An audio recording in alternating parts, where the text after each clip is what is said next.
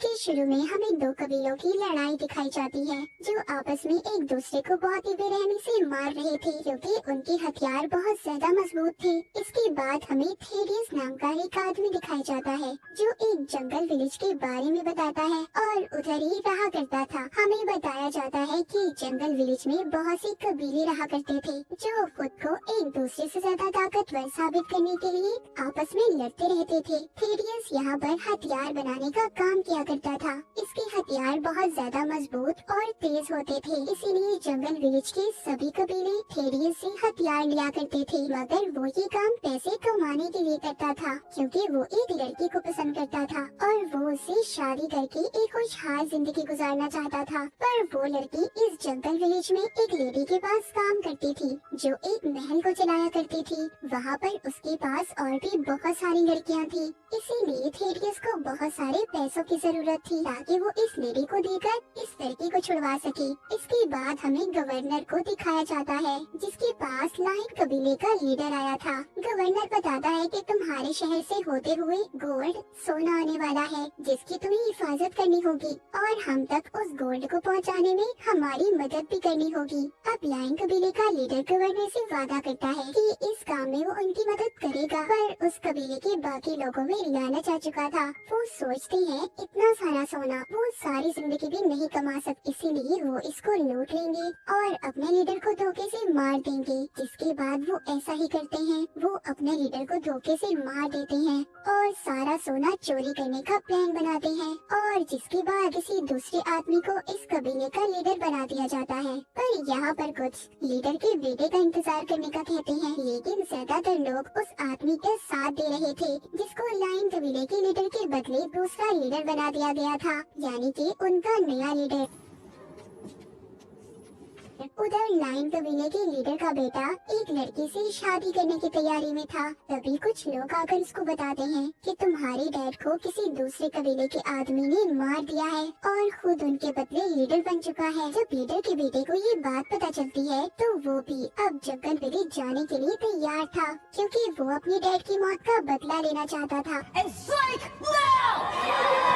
उधर जंगल विलेज में जिस लेडी के पास थेरियस की दोस्त काम किया करती थी, उधर एक आदमी आता है जो अपना नाम जैक नाइफ बताता है। वो उस लेडी से कहता है कि मुझे एक ऐसा कमरा चाहिए जहाँ से सारे शहर का नजारा देख सकूं और साथ ही मुझे 3 लड़कियाँ भी चाहिए। उसको वहाँ पर एक लड़की भी पसंद आ गई थी जो एक आदमी के पास बैठी थी। वो उसको तंग कर रहा था। वो उस आदमी को मना भी करता है पर वो नहीं हो। आदमी को देखकर तो ऐसा लग रहा था जैसे वो अपनी ताकत के नशे में पागल हो, लेकिन जैक नाइफ उसको एक ही झटके में चाकू निकाल कर उसको बेरहमी से मार देता है। सबको पता चल चुका था कि वो कितना खतरनाक था और इसी वजह से उसका नाम भी जैक नाइफ था। उधर लीडर का बेटा भी जंगल विलेज पहुंच चुका था और वो खाना खाने के लिए एक जगह पर रुकता है, लेकिन वहाँ पर कुछ आदमी अचानक से हमला कर देते हैं। उसे मारने की कोशिश कर रहे थे पर उसके पास खुद लड़ने की बहुत महारत थी और एक ऐसा सूट जिससे उसे कोई नुकसान नहीं हो सकता था। लेकिन उन लोगों का लीडर अब उसको खींचकर बाहर ले आया था, पर उन लोगों का लीडर ये बात नहीं जानता था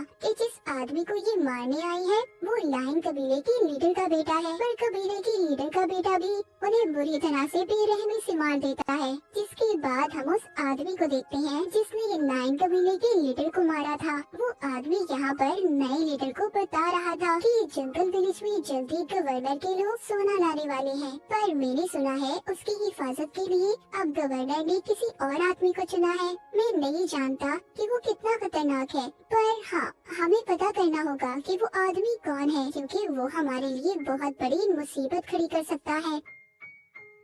जिसके बाद अब इसी कबीले की दूसरी कबीले के साथ लड़ाई हो जाती है, पर लाइन कबीले के लोग उन्हें मार देते हैं। इस कबीले के 2 आदमी लीडर के बेटे के पास गए थे और उसे बताते हैं जो हमारा नया लीडर है वो जंग चाहता है, जबकि जो तुम्हारे डैड थे वो सुकून और शांति चाहते थे। इसके बाद हमें एक आदमी दिखाया जाता है जिसका जिस्म बहुत ताकतवर था, ये कह लो लोहे की तरह था। वो लाइन कबीले के नए लीडर से जाकर मिलता है। उसको नए लीडर ने ही बुलाया था।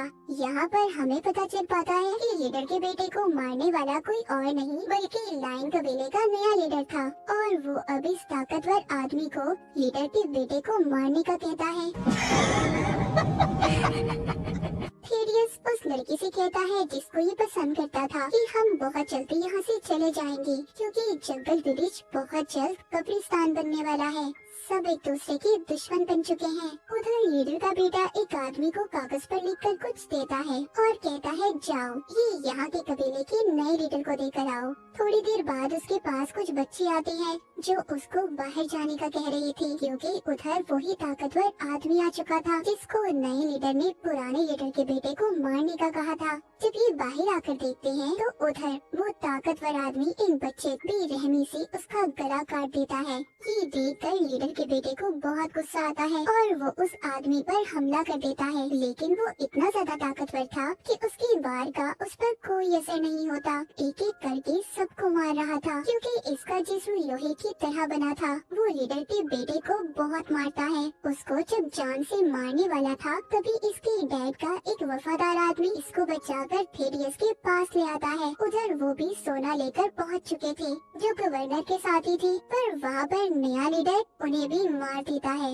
और वही आदमी जिसने 9 कबीले के पुराने लीडर को मारा था वो उसी तरह एक तेजधार जहरीली सुई से उन्हें भी मार देता है। जब गवर्नर को ये बात पता चलती है कि उसका सोना लाने वाले लोग मर गए और उसका सोना चोरी हो चुका है तो गवर्नर वहाँ की आर्मी को ये हुक्म देता है कि मुझे मेरा सोना सारा चाहिए। अगर तुम्हें लगे उसमें से कुछ हिस्सा भी कम है तो मैं बदले में सारे जंगल विलेज को आग लगा दूंगा। इधर थेडियस के पास लीडर का बेटा था जो जख्मी हालत में था। थेडियस उससे माफी मांगता है और कहता है मुझे माफ कर दो, मेरी वजह से तुम्हारे डैड की मौत हुई। वो हथियार मैंने ही बनाया था। वो कहता है मगर अब तुम्हें मेरे लिए मेरा नया सूट बनाना होगा, जिस पर थेडियस उसे हाँ बोल देता है और कहता है हाँ जरूर, मैं तुम्हारे लिए नया सूट जरूर बनाऊंगा। पर किस्मत कुछ और ही चाहती थी। थेडियस को नया लीडर पकड़ लेता है जो उससे पूछता है कि तुमने लीडर के बेटे को कहाँ छुपा कर रखा है, पर वो इन्हें कुछ भी नहीं बताता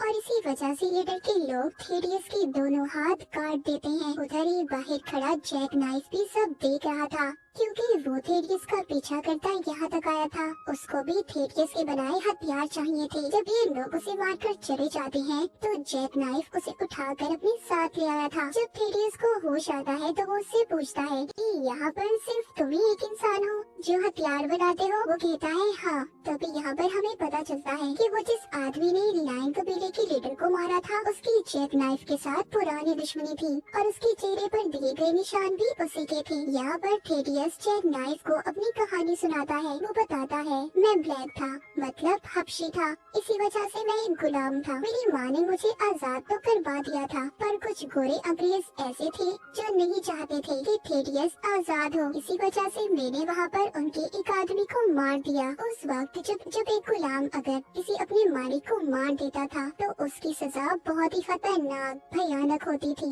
और इसी डर की वजह से मेरी माँ ने मुझे वहाँ से भगा दिया।